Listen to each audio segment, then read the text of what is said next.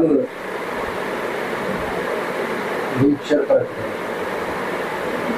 Share करा आता.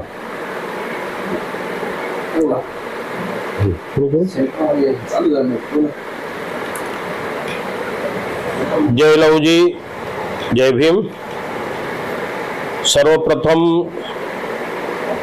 क्रांतिज्योती महात्मा फुले यांची काल 199वी जयंती होती. त्यानिमित्त क्रांतिपिता महात्मा ज्योतिबा फुले यांना विनम्र अभिवादन करतो.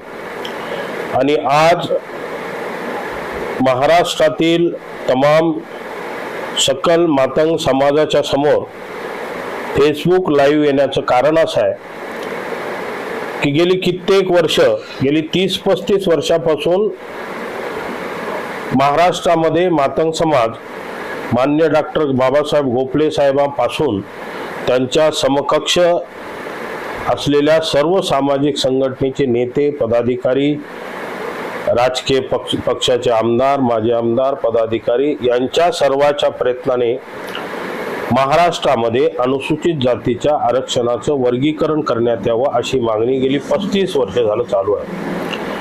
त्या अनुषंगाने वर्गीकरणाची लढाई, वर्गीकरणाची प्रक्रिया ही अंतिम टप्प्यात आलेली आहे.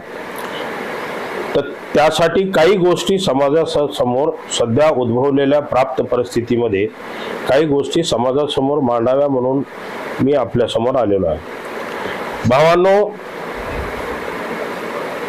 वेगवेगळ्या आंदोलनाच्या माध्यमातून महाराष्ट्र सरकारने आपल्या आंदोलनाची दखल घेतली आणि अनुसूचित जातीच्या आरक्षणाचं वर्गीकरण करण्यासाठी तत्कालीन मुख्यमंत्री माननीय एकनाथरावजी शिंदे साहेब आणि आताचे मुख्यमंत्री माननीय देवेंद्रजी फडणवीस साहेब यांच्या उपस्थितीमध्ये बैठका झाल्या. आणि त्या बैठकीतून माननीय मुख्यमंत्री एकनाथजी शिंदे साहेबांनी त्यांच्या बैठकीतून वर्गीकरण करण्याचं मान्य केलं आणि तशा पद्धतीची एक अनुसूचित जातीच्या आरक्षणाची वर्गीकरण समिती महाराष्ट्र शासनाची तयार केली. आणि त्या समितीचा शासन निर्णय, त्या समितीचा अहवाल महाराष्ट्र शासनाला सादर करण्यात आला. त्यानंतर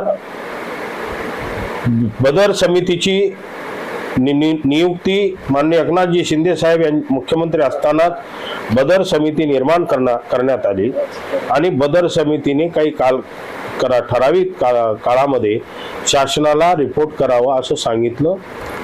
त्यानंतर मागच्या आठवड्यात मागे 8-15 दिवसापूर्वी बदर समितीने शासनाला रिपोर्ट सादर केला आणि ते शासनाने स्वीकारला आणि ती स्वीकारून कॅबिनेटला घेतलं.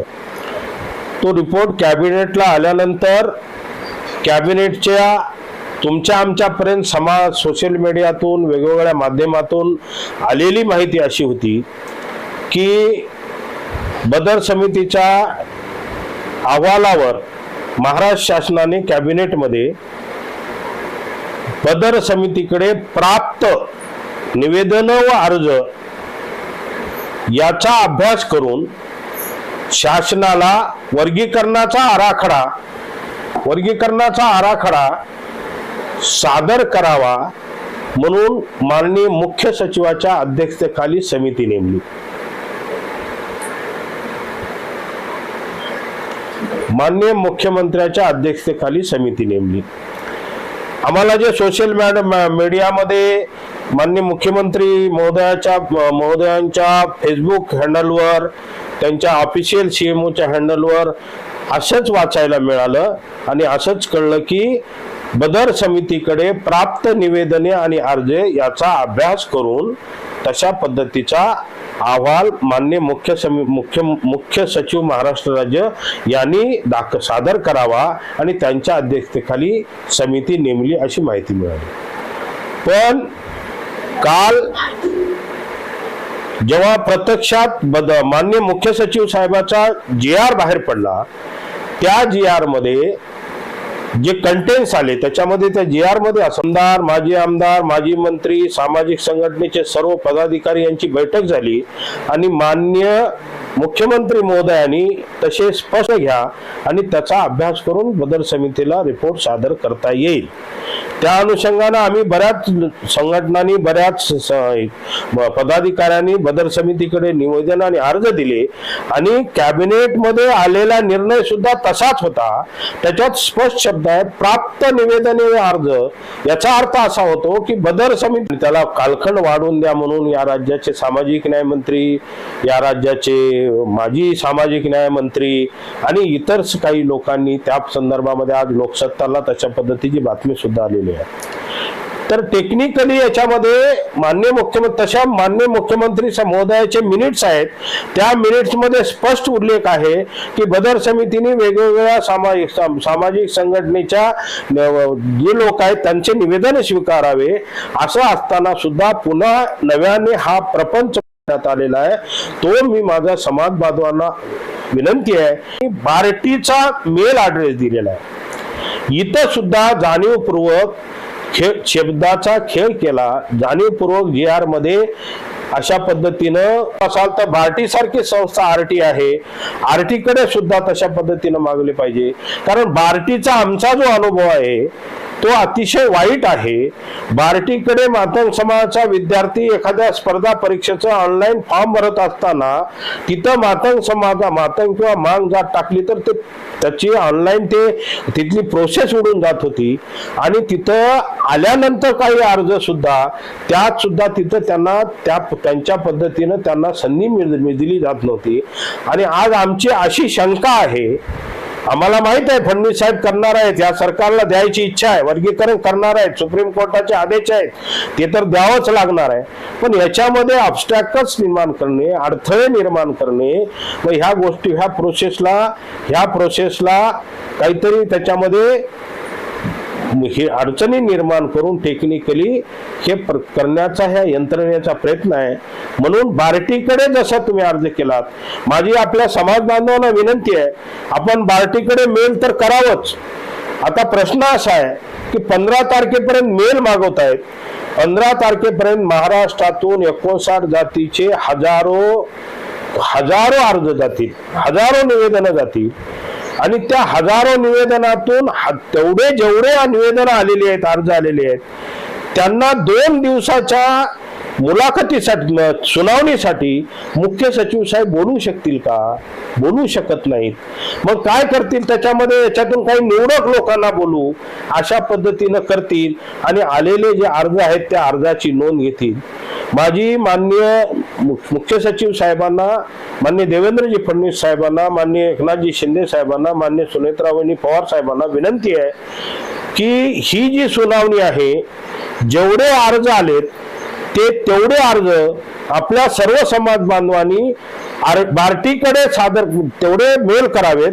त्याच सोबत जे मुख्य सचिव साहेबांचा मेल ID आहे त्याच्यावर सुद्धा आपण करावेत आणि तो पुरावा म्हणून आपल्याकडे ठेवा आणि ते करून त्या जी सुनावणी आहे ती सुनावणी इन कॅमेरा झाली पाहिजे। तिथं इन प्रत्येक शब्द न शब्द रेकॉर्ड झाला। आपली काही निवेदनं मी माझ्या फेसबुकवर वाचली, ऐकली, त्या निवेदनामध्ये आपण जे काही मुद्दे मांडतोय प्रत्येक मुद्द्याला आधार पाहिजे, प्रत्येक मुद्द्याचं एव्हिडन्स आपल्याकडे पाहिजे।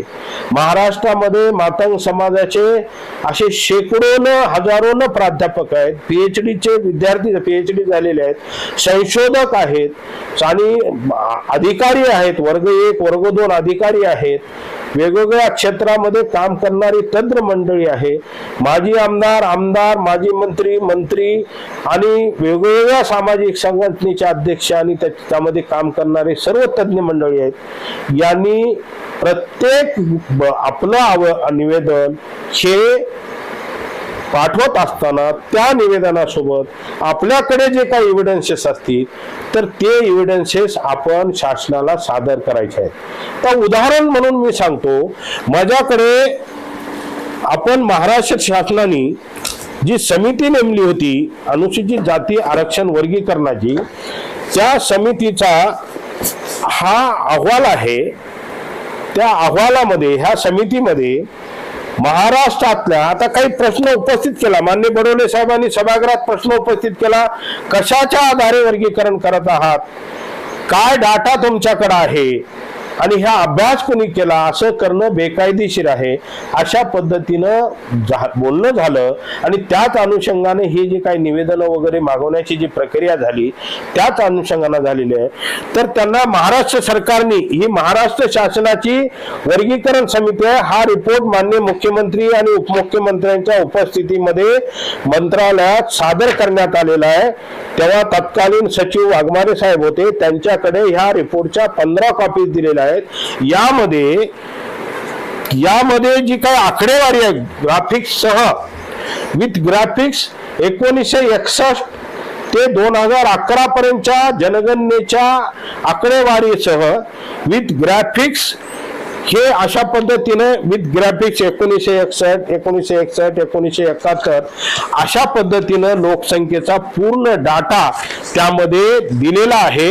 आणि तो त्याचा बेस हे सेन्सस आहे. आणि दुसरी बाजू महाराष्ट्र सरकारच्या ज्या योजना महाराष्ट्र सरकारमध्ये आतापर्यंत राबवल्या गेल्या तर त्या योजनेचा अशा पद्धतीनं विथ ग्राफिक कुठली योजना महाराष्ट्र सरकारच्या 2 प्रकारच्या योजना असतात. एक प्रत्यक्ष राज्य सरकार अनुसूचित जातीच्या विकासासाठी राबवत असते आणि एक डीपीटीसी कडून जिल्हा नियोजन मंडळाकडून एक योजना राबवली जाते. त्या दोन्ही योजनेचा मागील 5 वर्षाची एका जातीने घेतलेला आहे, ह्या रंगाची एका जातीने, अशा पद्धतीनं कोणत्या जातीनं किती टक्के फायदा घेतलाय त्याचा सुद्धा डाटा कंप्लीट महाराष्ट्र सरकारकडे आहे. असा सर्वच डाटा त्यांचा शासनाकडे गेलेला आहे. हे अशा पद्धतीचा डाटा विथ ग्राफिक मागील 5 वर्षाचा महाराष्ट्र शासनाकडे अनुसूचित जातीच्या आरक्षण वर्गीकरण समितीने दिलेला आहे.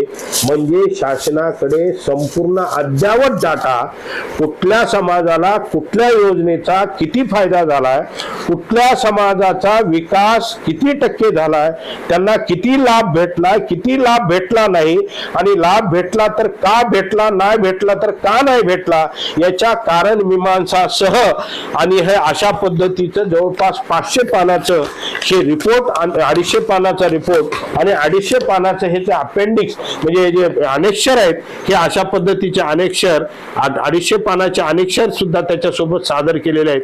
म्हणजे विथ प्रूफ या सर्व रिपोर्ट महाराष्ट्र शासनाकडे सादर केलेले आहेत. महाराष्ट्र शासनाकडे ही पुरावा आहे, महाराष्ट्र शासनाकडे ही माहिती आहे. ही आहे परवा अनुसूचित जाती वर्गीकरण समिती स्थापन केली. या समितीमध्ये IAS अधिकारी होते भकोरिया साहेब, या समितीमध्ये दुसरे जॉईंट सेक्रेटरी सामाजिक न्यायाचे ते IAS दर्जाचे अधिकारी होते. अशा पद्धतीचे अधिकारी आणि आमदार 3 आमदार होते. अशा पद्धतीची एक उच्च दर्जाची वर्गीकरणाची समिती होती आणि त्या समितीचा रिपोर्ट अद्यावत असा महाराष्ट्र शासनाकडे आहे. म्हणून जे कोणी काही याच्यावर आरोप करतात की कुठल्या आधारे कुठल्या डाटावर करत आहेत तर ह्या अशा पद्धतीचा अहवाल आहे. याच्या अगोदर लहुजी साळवे अभ्यास आयोगाचा रिपोर्ट आहे. या सुद्धा रिपोर्ट मध्ये त्या 2001 पर्यंतचा जनगणनेच्या आकडेवारीसह कशी लोकसंख्या वाढली, कशी लोकसंख्या कमी झाली व ती लोकसंख्येनं जबाबदार मंत्री या राज्याचे बोलत आहेत. म्हणजे याचा अर्थ यात पक्षपात होत आहे. आणि माननीय मुख्य सचिवांना, माननीय देवेंद्रजी फडणवीस साहेबांना आणि माझ्या समाज बांधवांना हात जोडून विनंती आहे, आपल्या माननीय देवेंद्रजी फडणवीस साहेबांना आणि माझ्या समाज बांधवांना हात जोडून विनंती आहे, आपल्याला अतिशय काळजीपूर्वक सुप्रीम कोर्टाचं जे जजमेंट आहे 1/8/2024 या जजमेंट मध्ये माननीय चंद्रचूड साहेब आणि माननीय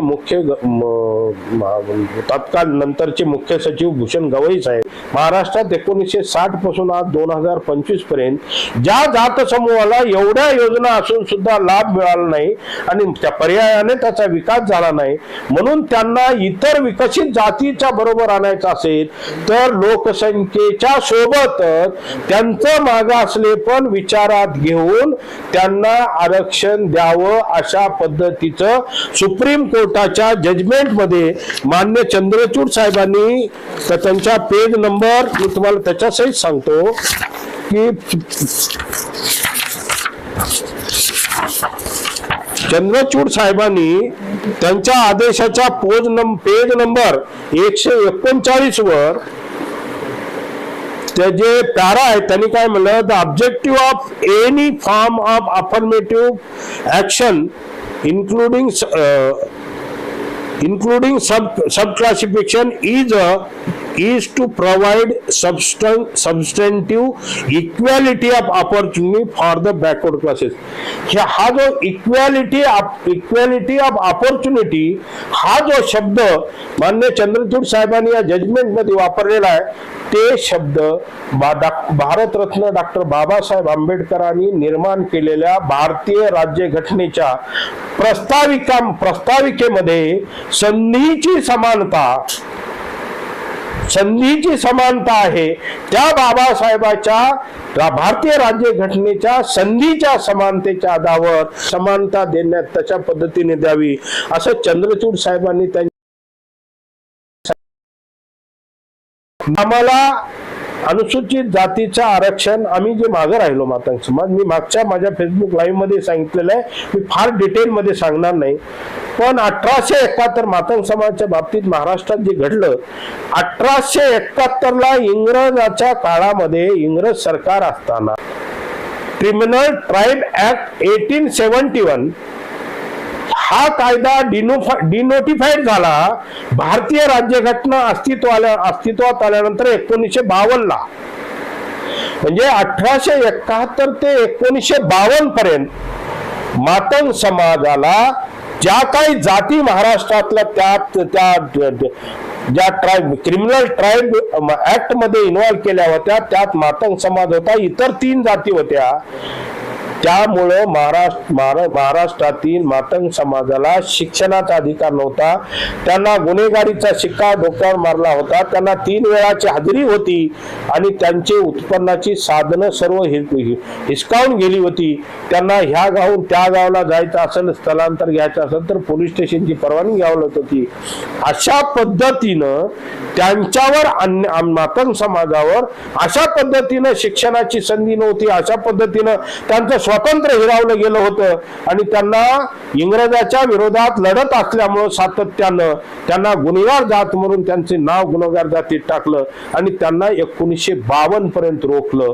म्हणून मातंग समाजामध्ये जे शिक्षणाचं प्रमाण आज बोललं जातं, तुम्हाला कोणी शिकू नको म्हणलं होतं का, तुम्हाला कोणी काही संधी दिली नव्हती का, सर्वांना तर संधी सारखीच होती, पण तुम्ही शिकला नाही तर नोकरी कशा भेटतील असं सर्रास बोललं जातं. पण भावानो, 1871 ते 1952 पर्यंत आम्ही क्रिमिनल ट्राईब म्हणून आमचं त्याच्यात होतं, आम्हाला कुठल्याच अधिकार संधी उपलब्ध नव्हत्या आणि त्या उलट मात्र ज्यांच्या सोबत आमच्या भावासोबत आम्हाला स्पर्धा करायला होते त्यांचे लेकरं कॉन्व्हेंटच्या शाळेत जात होते, त्यांनी इंग्रजाची त्यांची बटालियन होती, त्या बटालियनच्या मार्फत त्यांना वेगवेगळ्या सवलती होत्या, त्यांच्यावर कुठलीही बंधनं नव्हती, त्यांना संधी मिळाली, ते शिकत गेले 1871 पासून ते 52 पर्यंत आणि अशा पद्धतीनं आम्हाला संधी नसल्यामुळे शिकलो नाही, म्हणून आम्ही शैक्षणिक दृष्ट्या मागा असल्यामुळे आज जे काय आम्ही मागाव त्याला कारण हे 1871 पासून होतात. हा झाला इंग्रजाच्या आधिपत्याखालील भाग. त्याच पद्धतीनं जर निजामाच्या राजवटीत मराठवाडा आणि इतर आमचे जिल्हे होते, निजामाच्या विरोधात सुद्धा मातंग समाज होता, त्याचा गुलाम नव्हता. म्हणून मला एक तरी उदाहरण महाराष्ट्रातल्या या निजाम भटपट्ट्यामध्ये असलेल्या मातंग समाजाचं उदाहरण सांगावं. कुठल्या मातंग समाजाला इमानी जमिनी मिळालेल्या आहेत, निजामाने दिलेल्या आहेत, कुणाला वतन दिलेली आहेत, कुणाला त्यांना कुठल्या सोयी सवलती दिलेल्या आहेत. एकाही मातंग समाजाच्या कुटुंबाला माणसाला निजाम सरकारकडे सुद्धा अशा पद्धतीची कुठली सवलत नव्हती. म्हणून संपूर्ण महाराष्ट्रातील मातंग समाज हा अशा पद्धतीनं शैक्षणिक दृष्ट्या मागास राहिला आणि 1952 नंतर जेव्हा शेड्यूल कास्ट मध्ये मातंग समाजाला भारतीय राज्यघटनेच्या माध्यमातून डॉक्टर बाबासाहेब आंबेडकरांनी टाकलं, त्याच्यानंतर आमचं शिक्षणाला सुरुवात झाली आणि तिथून आम्ही अशा पद्धतीने ह्या प्रवाहामध्ये आलो. म्हणून मातंग समाजाच्या आपल्या कार्यकर्त्याला विनंती आहे की आपण निवेदन देत असताना ही अशा पद्धतीचं 1871चं एव्हिडन्स आहे, आपल्याकडे निजाम काळामध्ये काय जे काही आपल्यावर अन्याय अत्याचार होत होते, आपल्याला सवलती दिल्या होत्या, अशा पद्धतीचे एव्हिडन्सचे सहित आपण ते बदर समित्या आपल्या मुख्य सचिवाच्या समोर मांडावे लागणार आहे. आणि हे सर्व होत असताना माननीय अजून दुसरा विषय असा आहे की आता आम्हाला लोकसंख्येच्या प्रमाणात आणि मागासले पण गृहीत धरून आम्हाला जे काही टक्केवारी मिळेल, जे काही मिळेल, निव्वळ लोकसंख्या नाही तर सुप्रीम कोर्टाच्या जजमेंट प्रमाणे आमचं मागासले पण गृहीत धरावं लागेल. 1960 ते 2025 पर्यंत आमचं नोकरीतलं प्रमाण किती आहे, आमचं शिक्षणातलं प्रमाण किती आहे, आमचं उद्योगधंद्यातलं प्रमाण किती आहे, आमचं इतर सामाजिक क्षेत्रामध्ये आम्हाला किती आम्ही प्रगत झालेलो आहोत, याचं प्रमाण घेऊन या आधारावर ज्या समितीच्या ह्याच्यामध्ये रिपोर्ट आहेत त्याचे घेऊन निव्वळ लोकसंख्या न मानता त्याच्यासमोर हे मागासलेपणाचा आधार घेऊन आम्हाला वर्गीकरणाची टक्केवारी त्याच्यामध्ये मातंग आणि त्याचे जे काही 13 पोटजाती आहेत तर त्यांना अशा पद्धतीने टक्केवारी दिली पाहिजे. आणि हे देत असताना माननीय मुख्यमंत्री महोदयाकडे जी बैठक झाली, आमचे राज्यातले सर्व प्रमुख नेते, आमदार, माजी मंत्री सर्वच उपस्थित होते. तिथं 4-5 सेक्रेटरी उपस्थित होते वेगवेगळ्या विभागाचे. आणि तिथं माननीय मुख्यमंत्री महोदयासमोर आम्ही जेव्हा मांडणी केली की आम्हाला आज देता, आज आमचं नोकरीतलं प्रमाण 0.35% आहे, 13% मध्ये आमचं नोकरीचं प्रमाण 0.35% आहे, तेव्हा आम्हाला जे आमचं 1960 पासून ते 2025 पर्यंतचा आमचा जो बॅकलॉग आहे, जे काही टक्केवारी तुम्ही आज द्याल त्याबद्दल आपल्याला वर्गीकरणामध्ये जी काही टक्केवारी द्याल, समजा तुम्ही 4% आमच्या वाट्याला 4% क्लासिफिकेशन मध्ये आमच्या वाट्याला शेड्यूल कास्ट मध्ये 4% आलं तर त्यातले 0.35% काढून टाकून देऊ. जे 3.65%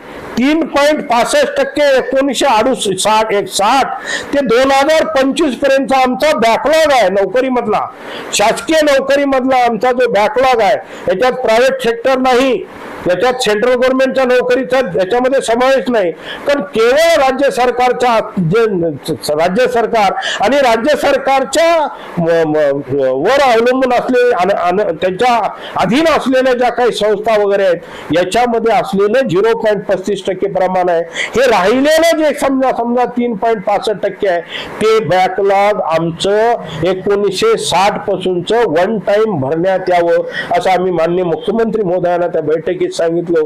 तो मुद्दा मिनिट्स मध्ये घेतला नाही, ज्यांनी कोणी मिनिट्स तयार केला तर तेव्हा माननीय मुख्यमंत्री महोदयाने सांगितलं की वन टाइम बॅकलॉग भरता येणार नाही, पण आपण 1 ते 2 टप्प्यामध्ये जो काही बॅकलॉग 1960 ते 2025 पर्यंत जे काही बॅकलॉग आहे तो बॅकलॉग आपण निश्चित भरू असं माननीय मुख्यमंत्री महोदयांनी सांगितलेलं आहे.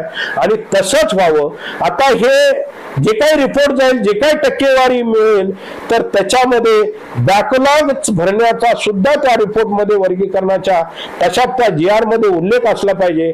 आणि तिसरा एक असा मुद्दा, महत्वाचा मुद्दा आहे की वर्गीकरण केलं, समजा 3 गट केले, 2 गट केले, 4 गट केले, कितीही गट केले तर जी वंचित जात समूह आहे मातंग समाज, याला जी रोस्टर पद्धती नोकरी मधली आहे 100 बिंदू नामावली, त्या बिंदू नामावली मधला आता माझ्याकडे रिपोर्ट आहे कर्नाटक सरकारचं, त्यांनी बिंदू नामावलीनुसार त्याच्यामध्ये वर्गीकरण केलेलं आहे.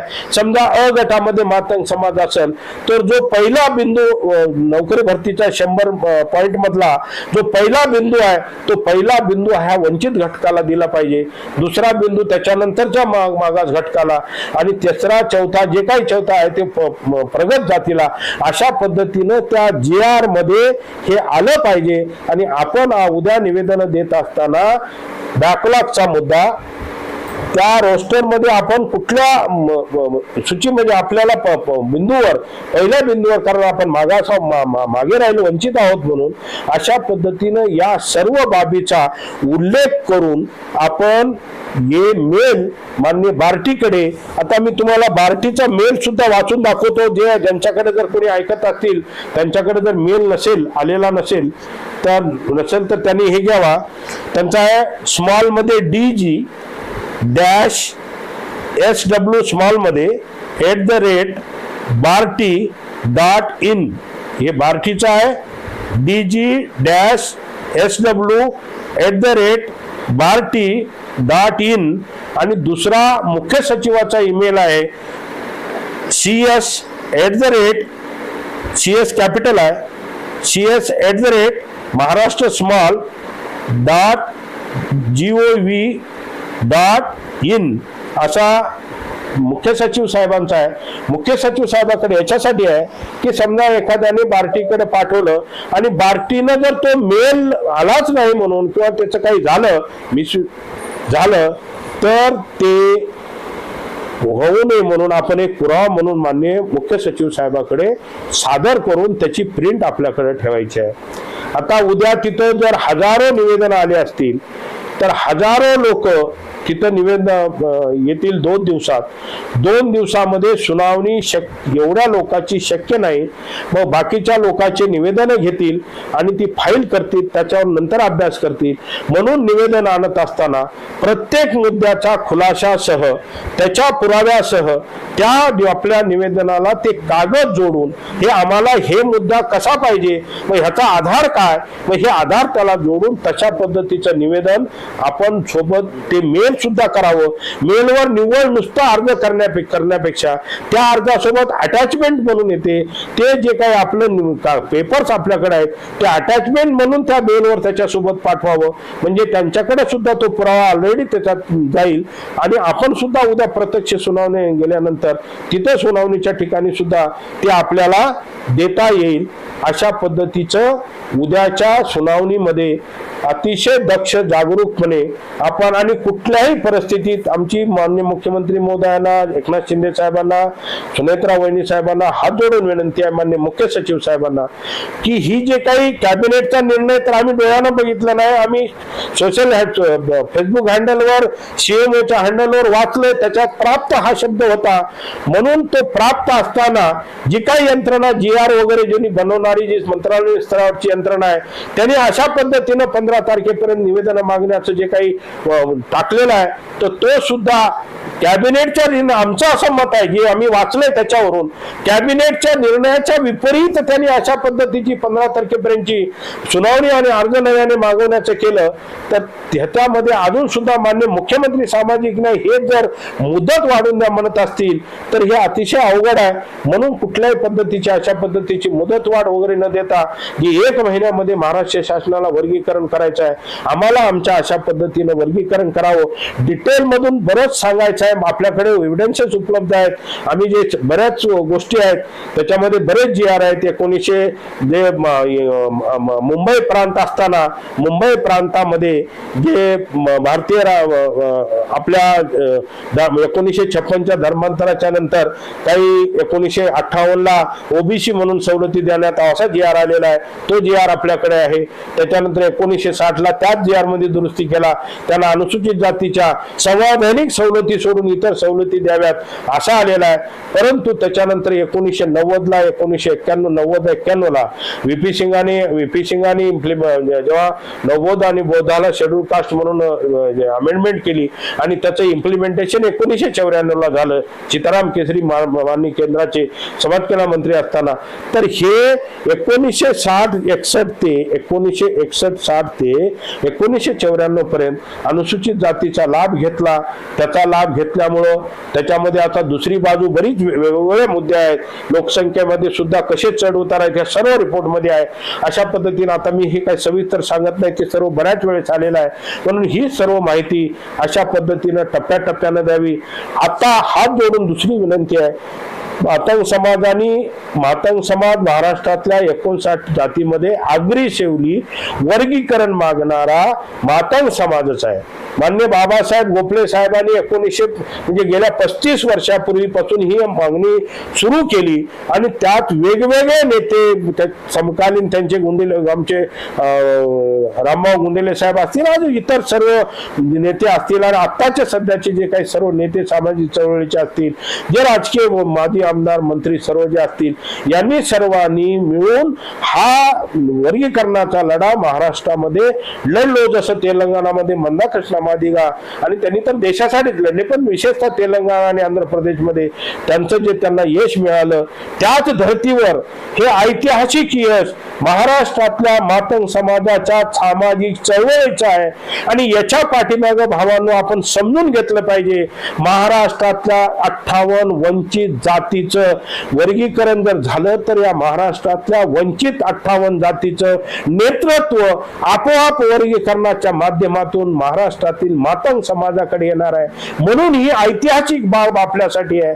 आज आपल्याला हात जोडून विनंती आहे, कोण विद्वान आहे, कोण शहाणा आहे, कोण बुद्धिवादी आहे, कोण कसला कार्यकर्ता आहे, कोण काय करायला लागलं, ही आपसामध्ये एक दुसऱ्याची उणे दुणे काढायची ही वेळ नाही.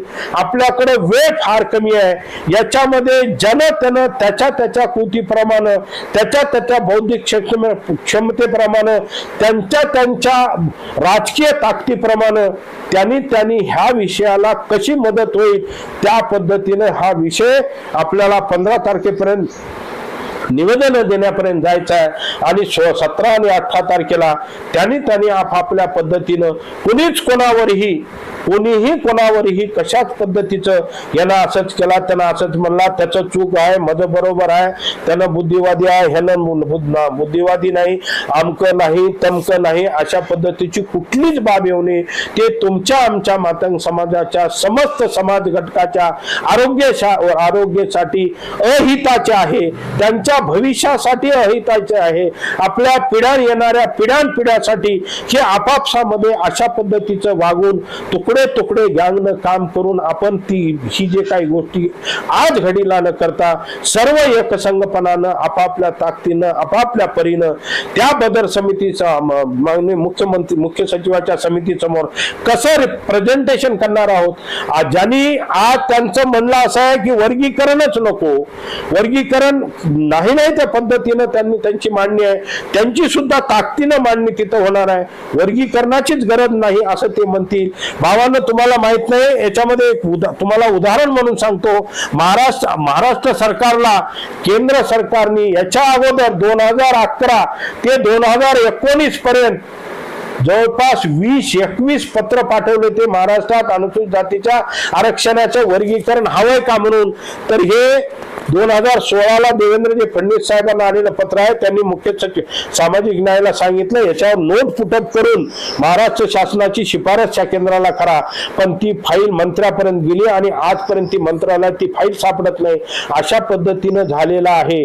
म्हणून ताकदीनं ज्यांना कोणाला वर्गीकरण नको आहे ते अतिशय ताकदीनं तुमची आमची ताकद त्यांच्या समोर कुठल्याच बाबतीमध्ये कुठल्या क्षेत्रात तेवढी ताकद नाही आहे. म्हणून जेवढे काही आपण कोणी आहोत ज्यांच्याकडे जी बुद्धिमत्ता आहे, ज्यांच्याकडे जे कौशल्य आहे, ज्यांच्याकडे प्रेझेंटेशन करण्याचं पटवून टाकण्याचं आमची वकील मंडळी आहेत, प्राध्यापक मंडळी आहेत, आमचे PhD झालेले अनंत लोक आहेत, वेगवेगळ्या क्षेत्रात काम करणारे आमची सर्व तज्ञ मंडळी आहेत, त्यांनी या सर्व बाबी त्या मुख्य सचिव साहेबांच्या समोर देऊन त्यांना हे पुरावे आपण देणं गरजेचं आहे. कारण हे पुरावे खोडण्यासाठी फार मोठी माणसं आपल्या तिथं येऊन बसणार आहेत. म्हणून हे अशा पद्धतीनं आपल्याला अतिशय ताकदीनं गेलं पाहिजे.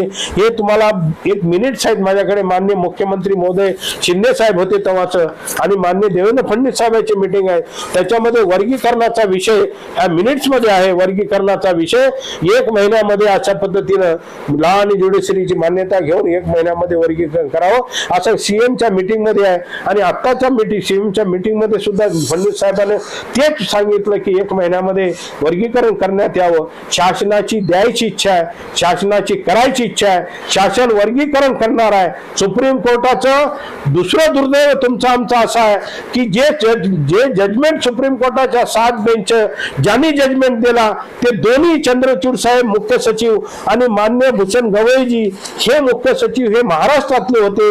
पण त्यानंतर हे रिझल्ट आल्यानंतर 5 राज्यांनी वर्गीकरण लागू केलं, पण महाराष्ट्र त्यात मागे पडलं. हे अशा पद्धतीने पद्धतीने अडथळे निर्माण करण्याचं वेगवेगळ्या ठिकाणी प्रशासकीय पातळीवर होत असल्यामुळे ही अडचणी अशा पद्धतीने निर्माण होत आहेत। आता सुद्धा आपल्याला हे निवेदन त्या बदर मान्य मुख्य सचिव साहेबांकडे देऊन त्यानंतर जी प्रोसेस होणार आहे तर काही माणसं जी काही मंत्रालय पातळीवर वेळ देऊ शकतात, अभ्यास आहे तिथल्या मंत्रालयामध्ये तिथं रिलेशन मेंटेन करून त्या सर्व टेबल टू टेबल GR कशा पद्धतीने निघतो, कॅबिनेटला नोट कशा पद्धतीने चालली, कॅबिनेट कडून आलेली नोट जशीच्या तशी GR मध्ये रूपांतरित होते का की का त्याच्यात शब्दाचा फेरफार केला जातो, एवढ्या बारकाईनं आपण बघितलं पाहिजे। मी फेसबुकवर सोशल मीडियावर टाकलेलं होतं की बाबा हे कॅबिनेटचा निर्णय अतिशय योग्य आलाय की प्राप्त निवेदन म्हणजे बदर समितीकडे आपण दिलेले निवेदन, पण याच्यात फेरफार होण्याची शक्यता आहे, याच्यात शब्दाचा खेळ होण्याची शक्यता आहे आणि तशाच पद्धतीनं जो GR मुख्य सचिव साहेबांचा निघाला तशाच पद्धतीनं त्याच्यात फेरफार केला, खेळ झालेला आहे। यांनी नव्यानं निवेदन आणि अर्ज आणि सुनावण्या घेण्याचं त्यात केलेलं आहे। अर्थात ती तशी गरज नव्हती, CM साहेबाला तशी CM साहेबांनी तसे निर्देश दिले होते, तसं CM साहेबांच्या मिनिट्स मध्ये होतं, बदर समितीने तसे अर्ज घेतलेले आहेत, निवेदन घेतलेले आहेत। हे असताना सुद्धा हे अशा पद्धतीने हा विषय प्रोलॉंग करण्यासाठी, वाढवण्यासाठी, याच्यात अडचणी निर्माण करण्यासाठी ही फार मोठी ताकद यामध्ये काम करत आहे। म्हणून माझ्या समाज बांधवांना हात जोडून विनंती आहे की हा GR निघत असताना आता ही कॅबिनेटला ह्याचा रिपोर्ट मुख्य सचिव साहेबांचा कॅबिनेटला जाईल, तो कसा चाललाय, त्यात काय कंटेंट्स आहेत व कॅबिनेट मधून जसं आल्यानंतर तो GR मध्ये रूपांतर होत असताना जसाचा तसा होत आहे का हे सुद्धा बघणं, हे त्याची काळजी घेणं आपण जागरूक म्हणून, कार्यकर्ते म्हणून, समाज घटक म्हणून आपलं काम आहे त्याच्या पद्धतीनं काम करावं। आणि उद्याच्या ह्याला प्रत्येकाने जे मेल आहे तो मेल आपापल्या प्रत्येक तालुक्यापासून ते राज्यापर्यंत संघटना आहेत, विविध संघटना आहेत, प्रत्येक संघटनेची किमान या निमित्तानं महाराष्ट्रातल्या मातंग समाजाच्या संघटना तरी काउंट होतील, प्रत्येक संघटनेचं निवेदन या संदर्भामध्ये माननीय मुख्य सचिव साहेबाला गेलं पाहिजे आणि मुख्य सचिव साहेबाला कळलं पाहिजे की बाबा महाराष्ट्रात मातंग समाजाच्या एवढ्या संघटना आहेत म्हणजे मातंग समाज जागृत आहे आणि म्हणजे त्यांना आता टाळता येत नाही अशा पद्धतीची भावना या सरकारची झाली पाहिजे। म्हणून प्रत्येक संघटनेचे प्रत्येकाचे निवेदन गेले पाहिजेत एवढीच आपल्याला हात जोडून विनंती करतो। जास्त काही डिटेल याच्यामध्ये न सांगता आपण 15 तारखेच्या नंतर झूम मीटिंग घेऊया किंवा आपण प्रत्यक्ष मुंबईला 16-17 तारखेच्या 17-18च्या अगोदर एक चांगली बैठक घेऊन आपण काही गोष्टी, काही लोक कशा पद्धतीने करायचं ते ठरवूया एवढी आपल्याला विनंती करतो। आणि ह्या ऐतिहासिक लढ्याचं नेतृत्व महाराष्ट्रामध्ये मातंग समाज केला, याचं 100% क्रेडिट हे मातंग समाजाला जाणार आहे। म्हणजे महाराष्ट्रातल्या मातंग समाजाच्या या नेतृत्वामुळे, महाराष्ट्रातल्या दलित चळवळीचं नेतृत्व या निर्णयामुळे मातंग समाजाकडे येत आहे। म्हणून ते नेतृत्व स्वीकारण्यासाठी आपण त्याच्या पद्धतीनं सक्षमपणे या गोष्टी समोर मांडूया आणि वर्गीकरण आपल्या पदरात तर पडणारच आहे, ते कसं आपल्या सोयीचं असेल त्यासाठी आपण प्रयत्न करूया। एवढ्याच काही गोष्टी आपल्या समोर मांडावं म्हणून आज मी फेसबुक लाईव्हच्या माध्यमातून आलेलो आहे। माझं सुद्धा मी बोललेलं 100%च खरं असेल, मदत बरोबर असेल असंही नाही, याच्यापेक्षाही चांगलं मत, याच्यापेक्षाही काही अजून पुढचं मत बऱ्याच तज्ञ लोकांचं असू शकते, त्यांनी त्याच्या पद्धतीनं मांडावं। आणि अशा पद्धतीनं मी विनंती करून माझं आजचं हे फेसबुक लाईव्ह संपवतो। ज्यांना कोणाला काही जर शंका असेल तर माझ्या नंबरवर मला फोन करावं, मेसेज करावं, व्हॉट्सअप करावं। मी त्याला या बाबतीमध्ये काही डॉक्युमेंट असतील देण्याचं, काही माझ्याकडे असले पुरावे असले देण्याचं, ज्यांचं काय असेल ते देण्याचा प्रयत्न करीन। आणि एवढं बोलून मी थांबतो।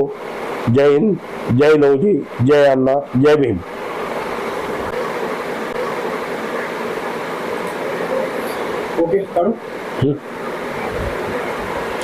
बरं आलं ना मग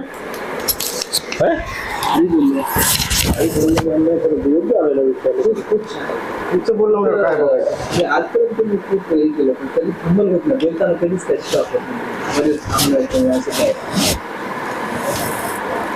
आवाज आला तवा आला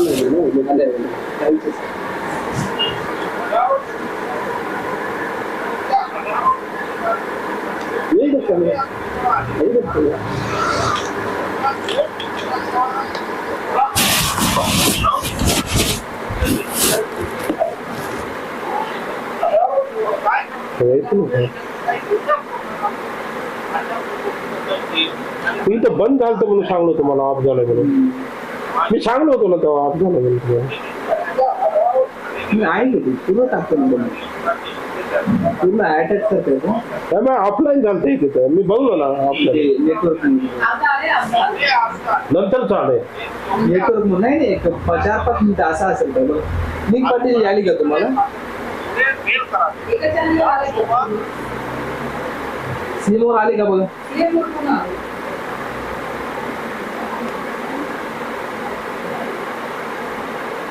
लिंक शेअर करा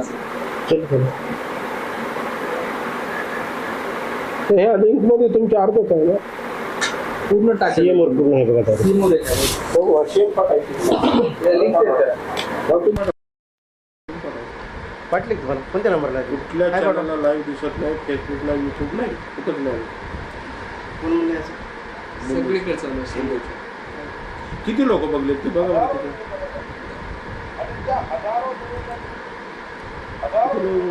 इथं मला दिसत पण नव्हतं कोणी बोलतात ना हाय हॅलो नाही नाही ते झूम मिटिंगला बोलतात ते झूम मिटिंग मध्ये असतं तसं कोणत्या नंबरला पाठवू सांगा सगळ्या पाटले मला पाठवा ना.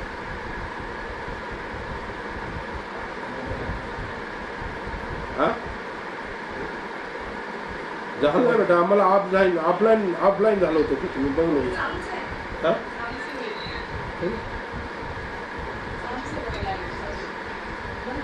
हॉटेल कसं करायला चाललं